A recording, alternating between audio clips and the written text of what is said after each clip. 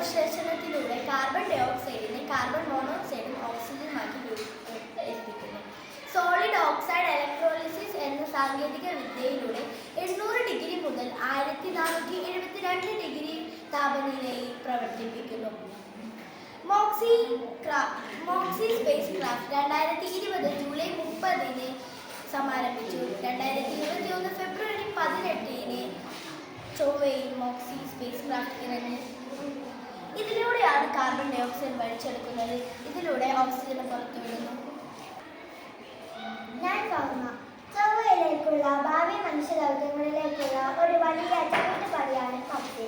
ചൊവ്വയിൽ മനുഷ്യവാസം സാധ്യമാണോ എന്ന് പരിശോധിക്കുന്നു. ഇതാണ് മോക്സിയുടെ സ്റ്റിൽ മോഡൽ.